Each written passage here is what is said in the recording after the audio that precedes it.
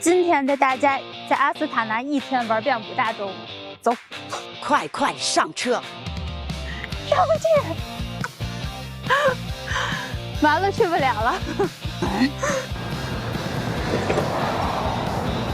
走，现在就到了第1站中亚，身后就是阿斯塔纳清真寺。它这个顶为什么是蓝色的？别的哈萨克斯坦的其他好像都是以金色，对吧？金顶。说是为了象征天空的颜色，所以这个就给它建成了蓝色的。哦，也是他们那个国旗也是蓝色的。对，它这个配色感觉就有点像他们国旗的那种。阿斯塔纳这边的清真寺都是比较传统的4个宣礼塔。宣礼塔说是在原来都有宣礼员。然后宣礼员他要站在那个塔顶，然后去喊这些。这4个，他就4个角各一个。对，4个角各一个。然后就是原来会有宣礼员站在塔上去召集大家过来，但是之后就，对吧？大家都有广播了，然后有电器。我就看那天在那个阿拉木图的那个，它也有它就2个塔，它那个规模稍微小一点。对，说一般社区性的规模小的就是2个或者甚至有1个的。然后。6个的是一般都不可以用的，只有那个像什么伊斯坦布尔的那块才是6个。现在已经走到他这个大门口了，今天人还不少。错，刚才远远的看还以为没人，对，因为结果一走近了发现全都是人。然后你看它这个周围，不是圈都有这些几何图案吗？他们这里头就会使用到很多这种重复的几何图案，就是为了不能忘记一些符号的象征意义，所以就会使用一些看似没有意义的重复性的几何图案进行装饰。看一眼，它这个有介绍的。你看，19年3月份才开始建的。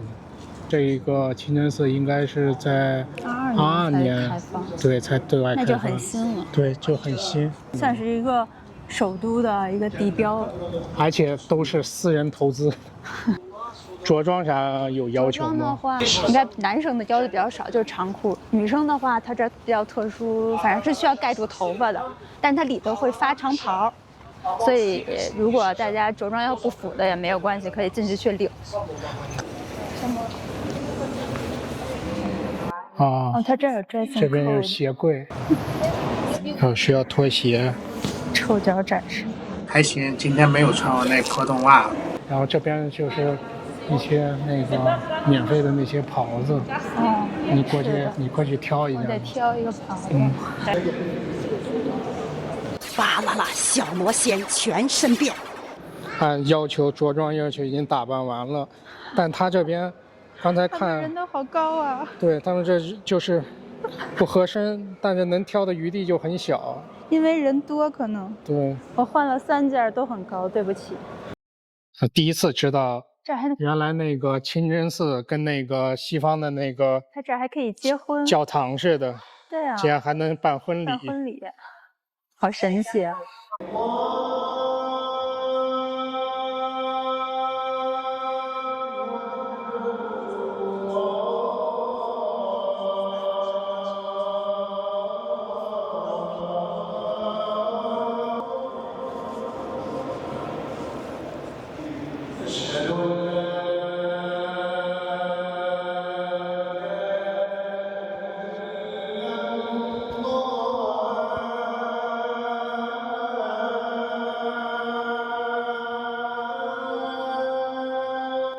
哇塞，大家都跑着赶去礼拜，但好像只让男生进去。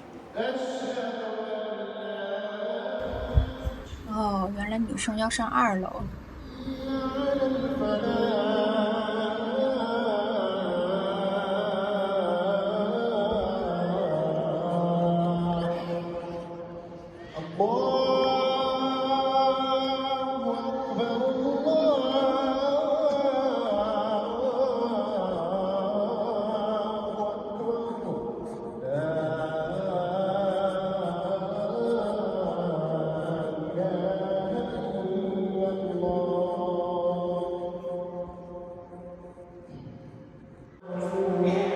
现在是1点半左右，就赶上他们又一次做礼拜了。是一个做礼拜的时间。对。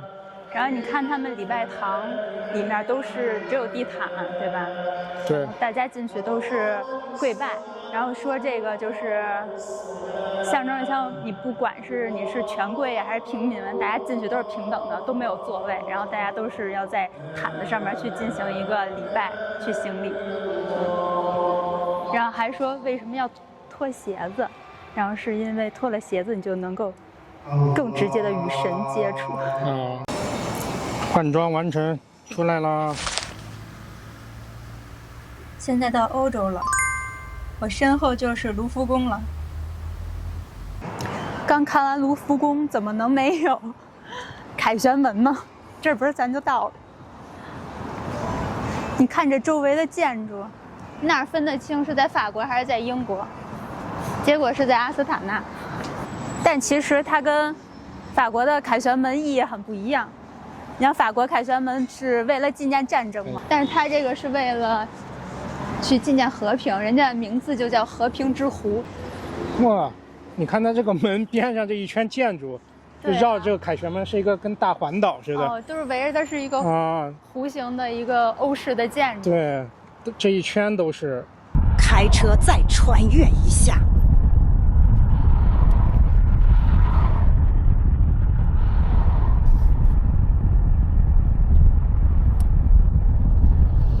这要不说是在哈萨克斯坦，都以为是在欧洲呢。刚不是说了吗？咱来欧洲了。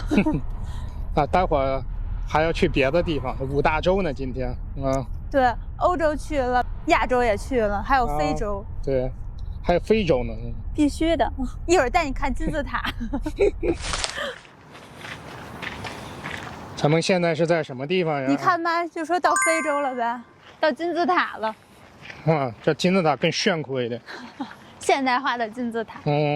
这也是那个跟着那些一起修的吗？06年建完的，说是为了纪念迁都10周年，然后建的这么个金字塔。它这个建筑说也是为了象征和平来用的，就感觉它这儿好多的这种地标性建筑都是象征着这种多元文化的包容还有和平。你看它，我发现那个哈萨克斯坦这边特别喜欢蓝色，对，是吧？它建金字塔的时候，穹顶也用的是蓝色，然后今天的清真寺顶也是蓝色。你看它那个顶上的那个建筑是用玻璃的，应该是能透光的。对，会透光的。应该走里头看，应该还挺好看。应该挺好看的。它刚才进去看了一下，里头就类似于各种艺术馆啊，还有一些什么民族文化服饰什么的，就比较杂，还有一些科技相关的。然后大概30块钱一个人。对，2000间隔。我们就没去。然后这几个也是，我恍惚了。金字塔的正前方，这一片的居民楼也太北京了啊！大家看一下细节。这就是北京的某一个居民小区。哎，不是，到家了。行了，环球旅行正式结束，谢谢。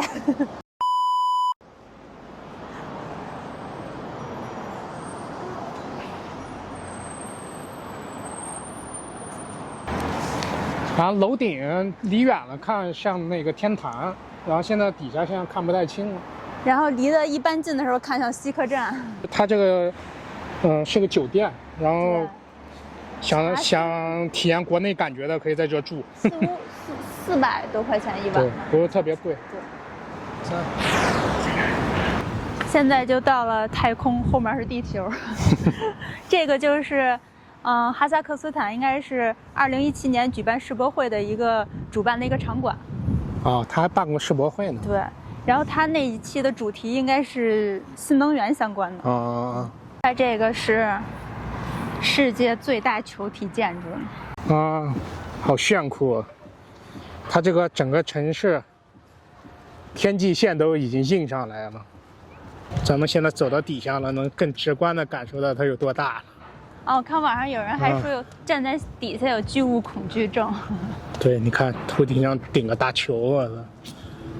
看我拿捏它，拿捏不住，得站远。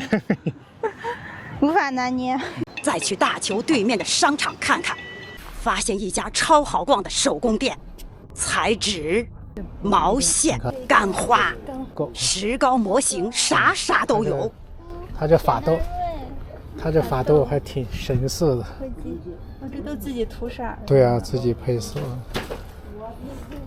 你看，还有这个还之前我真没见过，大宝剑。隔壁还有大宝剑可以刷。带这个，啊。来了，大家打一架。